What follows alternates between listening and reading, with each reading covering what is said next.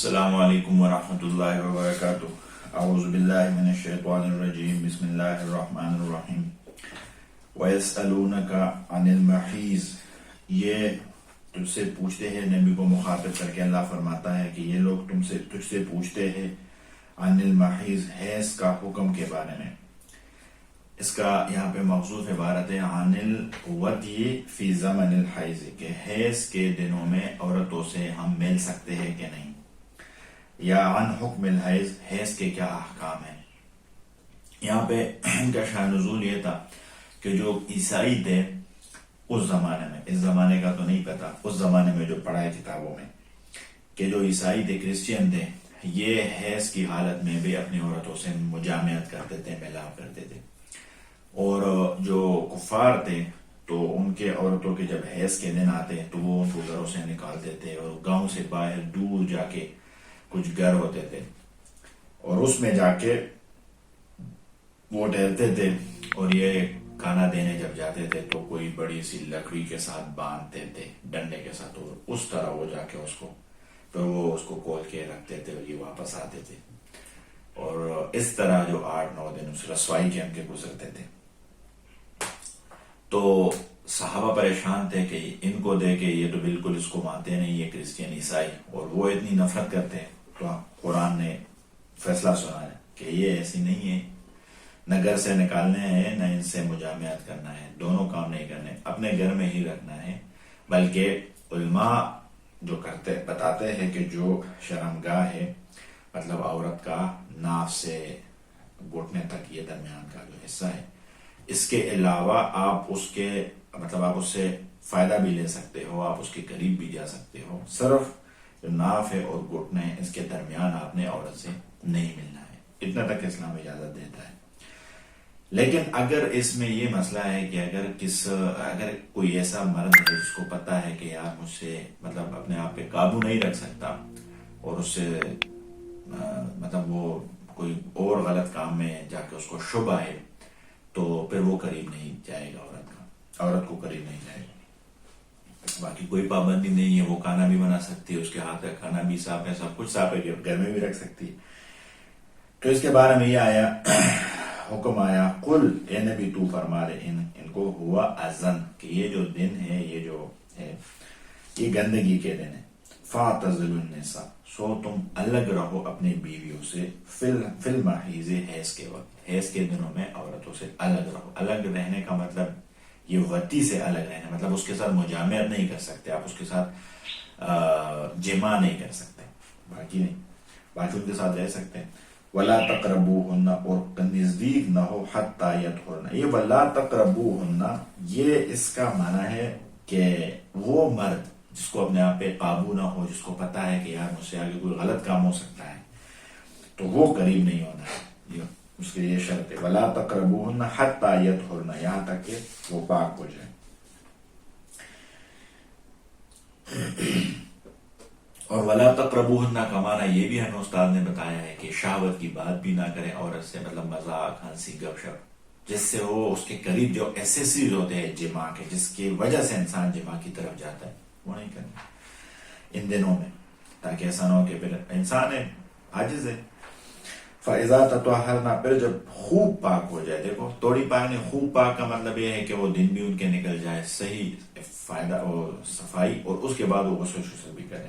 تطہرنا صیغہ آیا جب صحیح پاک ہو جائے. فَأْتُوهُنَّ، پھر تم قریب آؤ، من حیث، ایسے آنا ہے، من حیث امرکم اللہ، جیسے اللہ تعالیٰ نے حکم دیا ہے، جیسے اللہ نے حکم دیا ہے. حکم تو اللہ تعالیٰ وتی فی القبل، عورت سے آگے سے ملنا ہے، یہی ہے. اور یہ عورت کے ساتھ اورل سیکس جو پیچھے سے کرنا یا اور کوئی اس طرح کی چیزیں، تو یہ غلط ہے. اس کی بیماری بھی ہوتی ہے، تکلیف بھی ہوتی ہے عورتوں کو. اور سب سے بڑی بات یہ ہے کہ بہت پہلے کی بات ہے، میں نے شاید اس پہ پہلے بھی 1-2 بیان کیے تھے.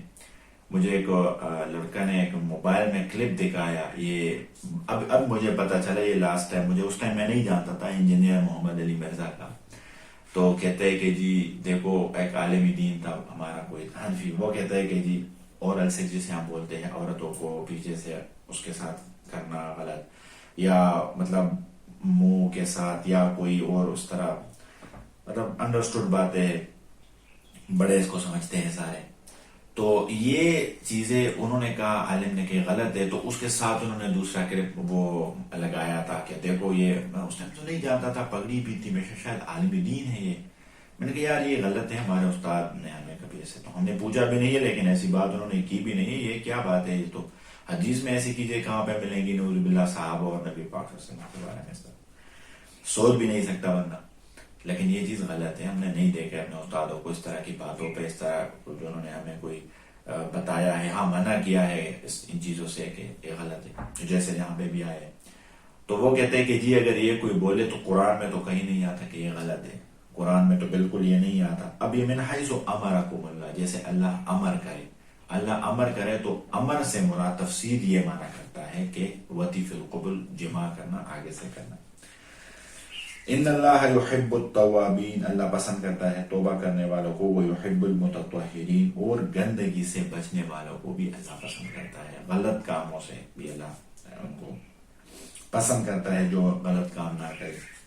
اچھا, نساؤکم حرث لکم, تمہاری بیوی تمہاری کھیتیاں ہے, فأتوا حرثکم, سو جو تم آؤ اپنی کھیتی میں, انا شئتم, جیسے تم چاہو. وہ لڑکے نے یہ یاد جو میں آپ کو کلپ کا بتایا وہ عالم یہ بتا, نساؤکم حرث لکم. دیکھو میں ہمیشہ بتاتا ہوں پریزنٹیشن ایک ایسی چیز ہے, انسان کو سمجھانا ایک ایسی چیز ہے کہ اگر آپ اس کو صحیح طریقے سے سمجھائے, صحیح عالم ملے, صحیح بندہ ملے. اب اسکالر بنا تھا, وہ عالم نہیں تھا, بعد میں مجھے پتا چلا ایسی کتاب ہے اس نے پڑھی تھی وہ سے. تو نساؤکم حرث لکم, تمہاری بیویاں تمہاری کہتی ہے, اس کا معنی یہ ہے بالکل کہ تم جیسے. لیکن اب اس میں دیکھو ہمیں جو استادوں نے بتایا ہے, تمہاری بیوی تمہاری کھیتیاں, اب جیسے ہم کھیت کی خدمت کرے, زمین بنائے, اس میں پانی دے دے, پھر اس کا خیال رکھے, صبح بھی اٹھے تو کھیت میں دوڑ کے جاتے ہیں, شام کو بھی دیکھے تو کھیت میں جاتے ہیں. اس کا یہ معنی بھی تو ہو سکتا ہے کہ ہم عورت کے اتنا خیال رکھے, اپنی بیوی کا اتنا خیال رکھے, صبح بھی ان کے مزاج کو دیکھے, شام کو بھی دیکھے, وہ کیسے, کیا اس کو پسند ہے, کیا ناپسند ہے. اب سردی کے دن آئے تو کھیتوں پہ یہ پلاسٹک ڈالتے ہیں, تو ہم بھی دیکھے سردی کے دن آئے کیا ان کو چاہیے, کس چیز کی اس کو ضرورت ہے, یہ بھی تو ہم لے سکتے ہیں. یا دوسرا معنی نساؤکم حرث لکم, تمہاری بیوی تمہارے لیے کھیت ہے. کھیت پہ لوگ کتنے بھائیوں سے بھی لڑتے ہیں, ماں اگر بولے تو بھی نہیں مانتی, نہیں میں نے جانا ہے, وہ فصل سارا خراب ہو جائے گا. تو اس بیوی کی جگہ پہ یہ کھیت میں کھیت کے ساتھ فٹ کر لو, تو اپنی بیوی کو اپنے بھائیوں سے بھی بچانا ہے, اپنی بہنوں سے بھی بچانا ہے. 100 کام چھوڑ کے بیوی کا کام پہلے کرنا ہے. آپ کی ماں بھی بولے تو بھی ان کی نہیں ماننا ہے کہ نہیں, ماں آپ کا علیحدہ ایک حق ہے, جو میری بیوی ہے ان کا علیحدہ ایک حق ہے, میں آپ کو اس کے ساتھ اور اس کے آپ کے ساتھ کمپیئر نہیں کر سکتا. آپ کے اپنا ایک درجہ ہے اور اس کا اپنا ایک حق ہے. آپ اپنی جگہ پہ, میں اپنی جگہ پہ, وہ اپنی جگہ پہ, یہ بھی تو لے سکتا ہے. بہرحال یہ, پر اگر ان باتوں میں لگ جاؤں تو پھر ترجمہ ختم ہو جائے گا مجھ سے, لیکن غلط لوگ کرتے ہیں پریزنٹیشن اس کو. اچھا, وقدموا لانفسکم, پھر جب تم بیویوں کے ساتھ جمع کرتے ہو رات کو, تو ایسے نہیں کہ ساری رات آپ ان میں لگا لو, ختم کرو اپنے آپ کو, بیویوں کو بھی, یا اپنا ٹائم ضائع کر لو. وقدموا لانفسکم, اور آگے کا بھی سوچنا ہے, مطلب ضرورت تک کا آپ نے جمع کرنا ہے, ضرورت کرنا ہے, اپنا پورا کرنا ہے, اور اس کے بعد ان کو بھی کام کرنے دے, اپنا بھی سوچو, آگے آرام کرو. عبادت کے لیے بھی اشارہ ہے کہ اٹھو, پھر عبادت بھی کر لو, عبادت کا بھی ثواب ہے. اور قدموا لانفسکم, دنیائی تدبیر, دنیا کے بارے میں کل کام بھی کرنا ہے, آفس وغیرہ یہ کام بھی کرنا ہے, اور آخرت کا بھی کرنا ہے, آخرت میں یہ عبادات آ گئے اس کو بھی سوچنا ہے. واتقوا اللہ, اور ڈرو اللہ سے. واعلموا, جان لو, انکم ملاقوہ, کہ تم نے اللہ سے ملنا ہے. تم سب نے, جو تم اگر زیادتی کرتے ہو اپنی بیویوں سے, اگر تم دنیا میں غلط کام کرتے ہو بیویوں کے ساتھ, اور یہ چیزیں, تو یہ ذہن میں رکھنا ہے کہ اللہ کو ہم سب نے جواب دینا ہے. وبشر المؤمنین, اور خوشخبری ہے ایمان والوں کو.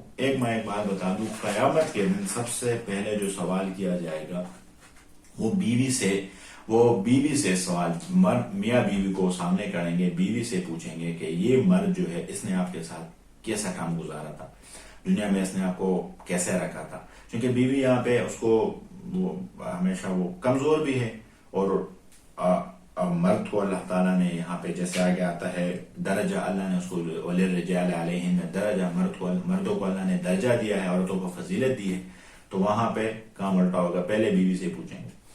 پھر مرد سے پوچھیں کہ اس بیوی نے تیرے ساتھ کیسا ٹھا. اگر بیوی زبان دراز ہو، بدچلن ہو، خیانت کرتا ہو، تم کا بھی وہ پہلا سوال یہ ہوگا قیامت کے.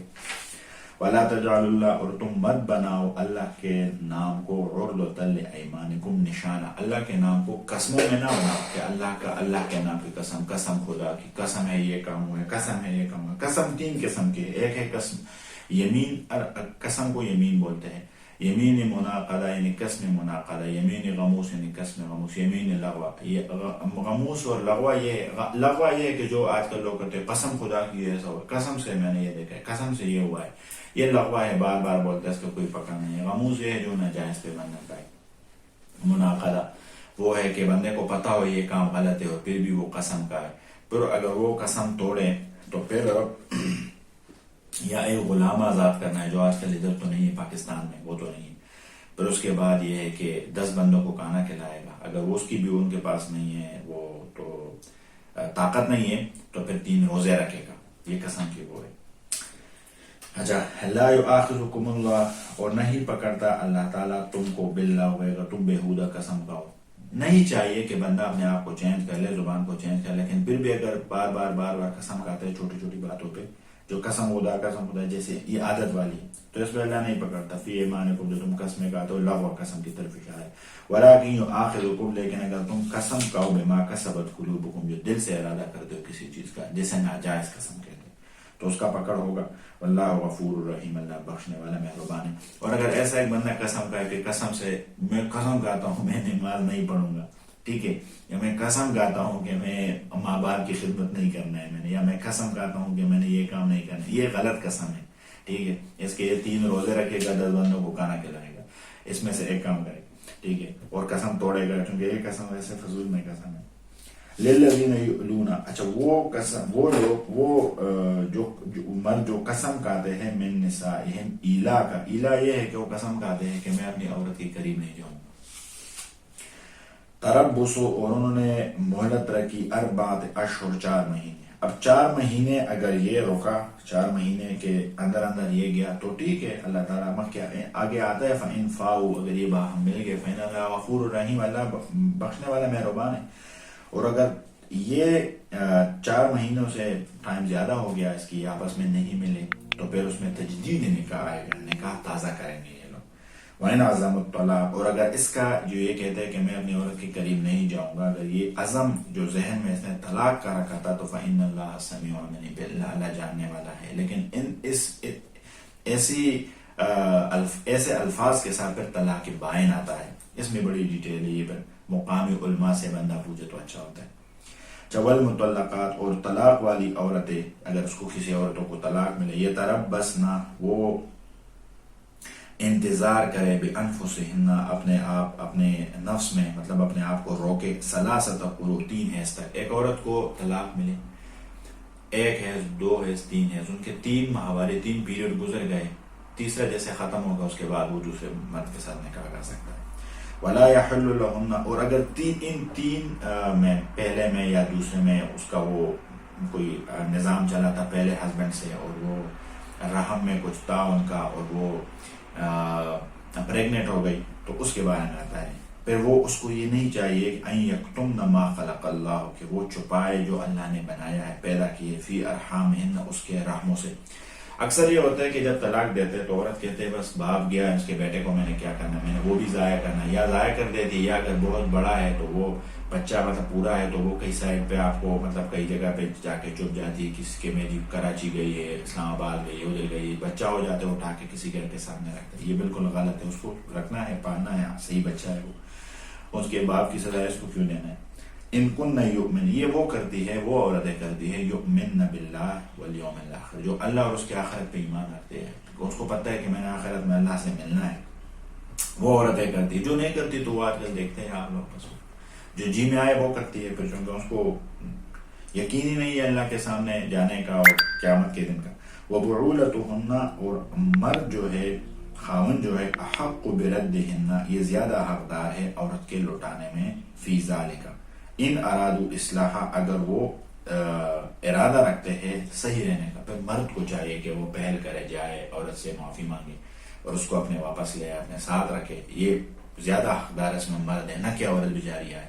اکثر اس طرح ہوتا ہے، عورت کہتے مرد کہتے نہیں یہ خود گئی ہے واپس خود ہی آئے گی بیچاری، وہ ادھر بیٹھی رہی یہ ادھر بیٹھی رہی، درمیان میں 30 40 سال گزر جاتے ہیں، شیطان درمیان میں ہوتا ہے، وہ ادھر مر جاتی یہ ادھر مر جاتی، ان کا بھی کوئی پھر نہ فیوچر نہ کچھ زندگی، ان کا بھی یہی ہوتا ہے.